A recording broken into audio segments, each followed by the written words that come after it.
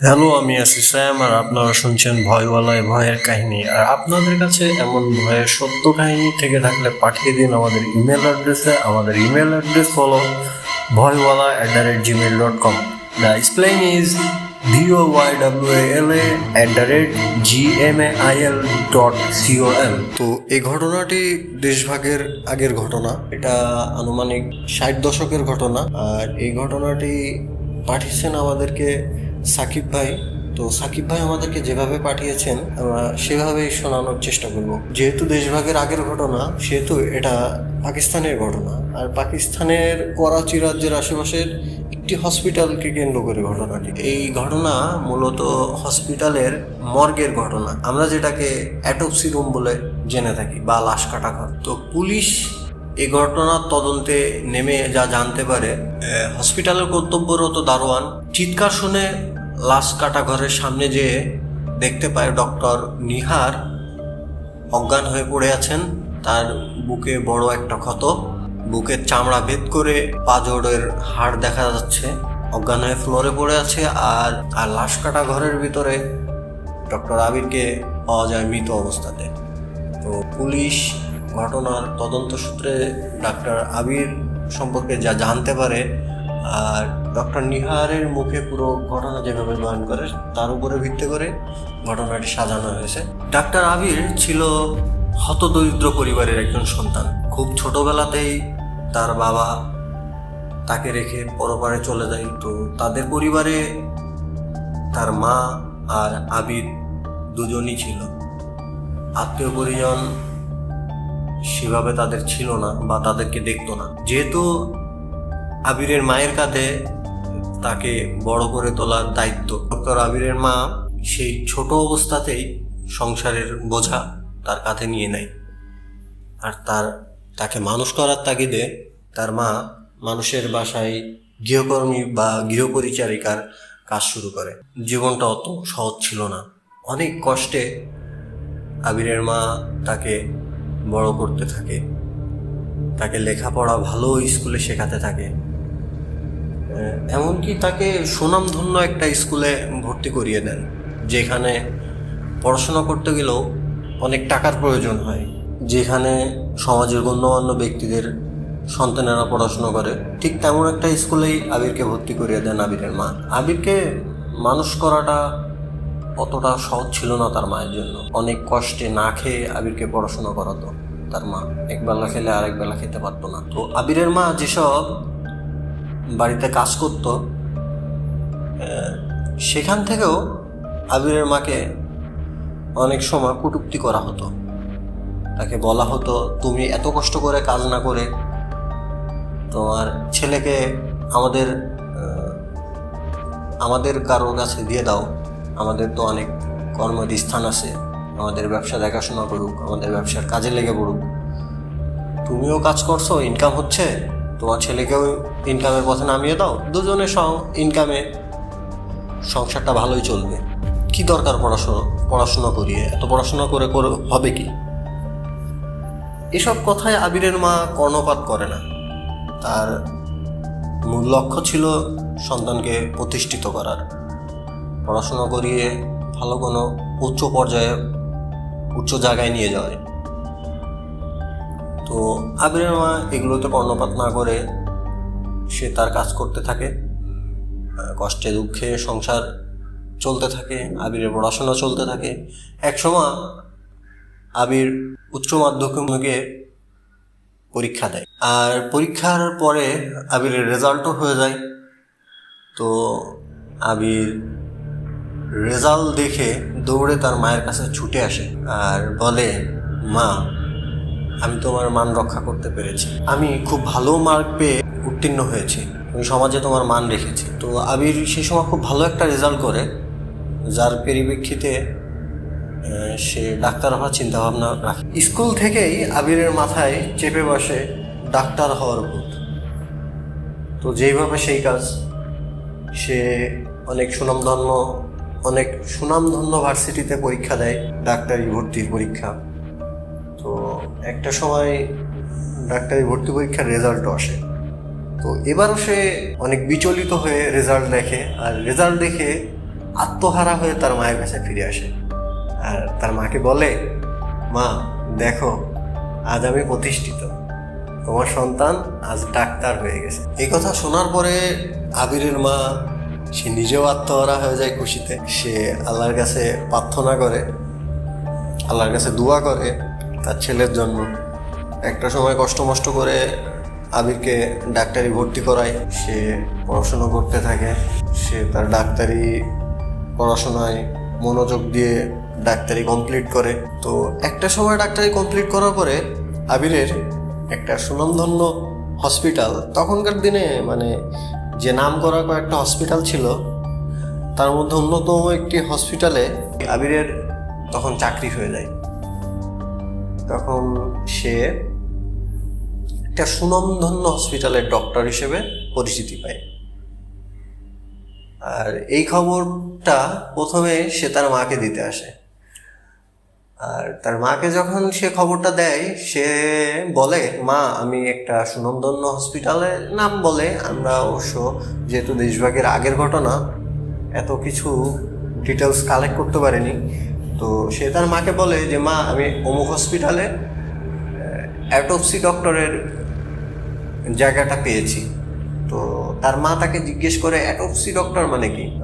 তখন আবির বিষয়টা খুলে বলে যে হসপিটালে যে মর্গ আছে সেখানে যে লাশের কাটা ছেঁড়ার দায়িত্বটা পালন করে যে ডক্টর, তার ময়নাতদন্ত করে লাশের, সেটাকেই বলে অ্যাটপসি ডক্টর। তো তার মা পুরো বিষয়টা শোনার পরে তার মায়ের মুখ ছোট হয়ে আসে, তার মা বিচলিত হয়ে পড়ে। তার মা কিছু বলতে যেও বলতে পারেনি, কারণ তখন তার মায়ের কথা ডাক্তার আবির ঘুরিয়ে দেয়। বলে, মা তুমি এগুলো নিয়ে চিন্তা করো না, আমি তোমাকে সব কিছু পরবর্তীতে খুলে বলবো, তুমি আমাকে এখন খেতে দাও। আর রাত থেকে আমার ডিউটি পড়েছে, আর 2টা শিফটে ডিউটি থাকে, একটা দিনে আর একটা রাতে। তো আমার ডিউটিটা রাত থেকে পড়েছে, তো তুমি আমাকে তাড়াতাড়ি খেতে দাও, আমি ঘুমোতে যাচ্ছি। আর ঠিক 8টা বাজার আগে আমাকে ডেকে দিবে, হসপিটালে গাড়ি আসবে আমাকে নিতে, আমি গাড়িতে করে হসপিটালে যাব। তো এটা বলে ডাক্তার আবির ঘুমিয়ে পড়ে। কিন্তু সেদিন প্রচুর বৃষ্টি হতে থাকে বাইরে, মেঘ, বৃষ্টি, বিদ্যুৎ চমকানো, এগুলো মূল সব কিছু মিলিয়ে বিষয়টা কেমন একটা প্রকৃতির একটা ভয়ঙ্কর রূপে ধারণ করে। তো ডাক্তার আবির ঘুম থেকে উঠে তার মায়ের উপর বকাবকি শুরু করে। তার বকাবকির কারণ হচ্ছে তার মা তাকে ডেকে দেয়নি। আর তখন অবশ্য 8টা বাজেনি, 8টা বাজার আগ মুহূর্তে 7টা বাজে এমন টাইমে উঠে ডাক্তার আবির তার মায়ের উপরে রাগারাগি করে। আর তার মাকে বলে যে আমার আজকে প্রথম দিন, আজকে অবশ্যই আমার আগে ভাগে যাওয়া উচিত ছিল। তো তার মা তাকে বলে, এখনো তো গাড়ি আসেনি যে তোমাকে এত আগে ভাগে যেতে হবে। তো ডাক্তার আবির তার মায়ের সাথে তর্ক না করে নিজের মতো গুছিয়ে নিয়ে ছাতা হাতে বাসার বাইরে বেরিয়ে আসে, অপেক্ষা করতে থাকে। তো নির্দিষ্ট সময় কাছে আসলে যখন ডাক্তার আবির দেখে যে আর হাতে সময় নেই, গাড়ির জন্য অপেক্ষা করলে হসপিটালে যেতে দেরি হয়ে যাবে, তো সে দেরি না করে করে কি ওই রাস্তা দিয়ে হাঁটা শুরু করে হসপিটালের উদ্দেশ্যে। যেহেতু রাতের ডিউটি, আর অত রাতে মানুষের আনাগোনাও থাকে কম, আর তারপরেও ঝড় বৃষ্টির রাত, সব কিছু মিলিয়ে গাও সমসমে একটা পরিবেশ। তো ডাক্তার আবির হেঁটে হেঁটে যেতে থাকে, পুরো রাস্তা ফাঁকা শুনশান। তো তার কাছে মনে হয় বৃষ্টির মধ্যেও কেউ যেন তার পিছে হেঁটে হেঁটে আসছে। এটা নিছক মনের ভুলই ভাবে, যেহেতু ডাক্তার এসব বিষয়ে তাদের আসলে ওইভাবে অনুভূতি কাজ করে না, তারা সবসময় বিজ্ঞানের থিওরিতেই চলাফেরা করে। তো এটা তার মনে কোনো প্রভাব ফেলবে না, এটাই স্বাভাবিক। তো ডাক্তার আবির এক করতে করতে ঠিক হসপিটালে পৌঁছে যায়। তো হসপিটালে পৌঁছে যাওয়ার পরে দারোয়ান আবিরকে ভেতরে ঢুকতে দিচ্ছিল না, আটকে জিজ্ঞাসাবাদ করে। তো একটা সময় ডাক্তার আবির তার পরিচয় দেয় যে আমি এই হসপিটালের নতুন ইনচার্জ ডক্টর অ্যাটপসি রুমের। আর তার আইডি কার্ড দেখানোর পরে দারোয়ান সেটা বিশ্বাস করে প্রুফ দেখে এবং তাকে তার দায়িত্বে যেতে নির্দেশ দেন। তো ডাক্তার আবির করে কি, অ্যাটপসি রুমে যাওয়ার পরে দেখেন সেখানে ডক্টর নিহার তার কর্তব্য পালন করছেন। মানে একটা লাশের শেষ যে সেলাইটা সেটা করছেন আর কি পোস্টমর্টম করার পর। তো ডক্টর আবির ডক্টর নিহারের সাথে কথা বলেন এবং সেখানে দেখেন যে অনেকগুলো লাশ মর্গে শোয়ানো আছে। একটা লাশের ময়নাতদন্ত অলরেডি ডক্টর নিহার করেছেন এবং তার পরবর্তী যে লাশটা সেটাকে ডক্টর নিহার দেখিয়ে বলেন, ডক্টর আবির, এর পরবর্তী কাজ তোমার, আর এখন থেকে দায়িত্ব তোমার। আমি এখন রেস্ট রুমে যাব আর তারপর সেখান থেকে বাসায় যাব। তো তুমি তোমার কাজ বুঝিয়ে নাও এবং তুমি তোমার কাজ করো, আমি চললাম। তো ডক্টর নিহার এই বলে আবিরকে পরবর্তী লাশটি দেখিয়ে দেন। আর পরবর্তী লাশটি দেখে ডক্টর আবির আটকে ওঠেন, জোরে চিৎকার দিয়ে বলেন যে স্যার, এটা কি? আমি এরকম লাশ আমার জীবনে কখনো দেখিনি। মানে লাশের পরিস্থিতি এমন ছিল যে লাশের পুরো বডিতে, মানে কারোর যদি প্রচণ্ড রাগ থেকে থাকে কারোর উপরে, যখন সে রাগটা কেউ বাইরে বের করে, কোনো ছুরি দিয়ে আঘাত করে যেভাবে হয়, ওই বডিটার সমস্ত শরীর ক্ষত বিক্ষত ছিল শরীরের আঘাতে। আর মুখটা পুরো থেতলে দেওয়া ছিল, মনে হচ্ছিল ভারী কোনো পাথর দিয়ে মেরে মেরে মুখটা পুরো বিকৃত করে দিয়েছে। আর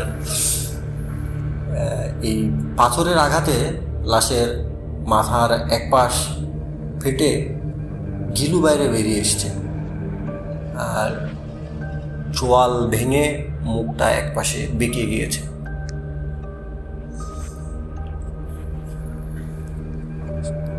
আর ডক্টর আবিরের লাশ দেখে চিৎকার করার পরে ডক্টর নিহার আবিরকে বলে, তুমি যেভাবে চিৎকার করছো মনে হচ্ছে লাশ কখনো তুমি দেখো, আর এভাবে যদি চিৎকার করো তাহলে তুমি ডাক্তারের কর্তব্য পালন করবে কিভাবে?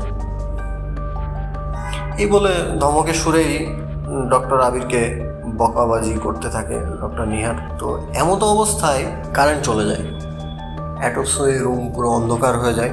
আর তখন ডক্টর নিহার অদ্ভুত কিছু শব্দ শুনতে পায় মর্গের। সে অবশ্য মর্গেই ছিল তখনও। হাড় ভাঙলে যেমন শব্দ হয়, বড় ধারালো অস্ত্র দিয়ে কুপিয়ে কুপিয়ে হাড় কাটলে যেমন শব্দ হয়, ঠিক এমন কিছু শব্দ পেতে থাকে আর গড়গড়ানি আওয়াজ পেতে থাকে ডক্টর নিহার। তো কিছুক্ষণ পরেই কারেন্ট চলে আসে, তখন আলোকিত হয়ে যায় মর্গেও। তো এক মুহূর্তের ভিতরে ডক্টর নিহার অবাক হয়ে যান। সে দেখেন লাশগুলো সব টুকরো টুকরো করা, আর লাশের বডি ছিন্ন বিচ্ছিন্ন অবস্থায়, রক্তে পুরো মর্গের দেয়াল লাল হয়ে গেছে। ফ্লোরে মনে হচ্ছে কেউ তাজা রক্ত ঢেলে দিয়েছে, এমন একটা অবস্থা। তো ডক্টর নিহার আবিরকে নির্দিষ্ট করে বলে যে এটা তুমি কি করলে আবির? সব ব্লেম ডক্টর আবিরের উপরেই দেয় যে তুমি লাশের এই হাল করেছো, তুমি লাশের ময়নাতদন্ত করবে কি করে, সুরত হাল কি করে দেবে? তো সম্পূর্ণ দোষটা ডক্টর আবিরকে দেওয়া হয়। আর তখন ডক্টর আবির ডক্টর নিহারের কলার চেপে ধরে আর শয়তানি একটা হাসি তার মুখে ছিল। তো এমতো অবস্থায় বলতে থাকে, স্যার আমি কিচ্ছু করিনি, এগুলো আমি কিছুই করিনি, আপনি আমাকে দোষ দেওয়া বন্ধ করুন। এভাবে একটা হাসি দিয়ে ডক্টর আবির সার্জারি ব্লেড হাতে তুলে নেয় আর সেটা দিয়ে ডক্টর নিহারের বুকে 2-3টা আঘাত করে, যার ফলস্বরূপ ডক্টর নিহারের বুক ফেড়ে পাঁজর বেরিয়ে আসে, পাঁজরের হাড় দেখা যেতে থাকে। আর তখন ডক্টর নিহার চিৎকার দেয়, চিৎকার দিয়ে আবিরকে বলতে থাকে, আবির এটা কি করছো, আমি তো মরে যাবো, আমাকে মেরো না আবির। এভাবে চিৎকার করতে করতে বাইরে বেরিয়ে আসতে থাকে। আর ডক্টর আবির তখনও ডক্টর নিহারকে ধাওয়া করতে থাকে। একটা পর্যায়ে ডক্টর নিহার যখন মর্গের বাইরে এসে ফ্লোরে পড়ে যায়, তখন পেছন ফিরে দেখে ডক্টর আবির মর্গের দরজায় দাঁড়িয়ে হাসছে, একটা শয়তানি বিকৃত মার্কা হাসি দিচ্ছে। সে নিজের ঘাড় নিজে ধরে 2 হাতে ধরে পেছনে মুড়িয়ে দেয়, আর সেখানে ডক্টর আবিরের মৃত্যু হয়। সেই মুহূর্তে আর কি সেই চিৎকার শুনে দারোয়ান দৌড়ে ছুটে সেখানে যায় এবং দেখে ডক্টর নিহাল মর্গের বাইরে অজ্ঞান হয়ে আছে। পরে তাকে সেখান থেকে নিয়ে জরুরি বিভাগে যাওয়া হয়। সেখানে তার প্রাথমিক চিকিৎসা করে জ্ঞান ফিরলে ডক্টর আবিরের ঘটনা বলেন এবং মর্গে গিয়ে ডক্টর আবিরকে মৃত অবস্থায় পাওয়া যায়। তো এই ছিল ঘটনা। আর ঘটনা ভালো লাগলে আমাদেরকে সাবস্ক্রাইব করবেন এবং পরবর্তী ঘটনার জন্য অপেক্ষা করবেন। ধন্যবাদ।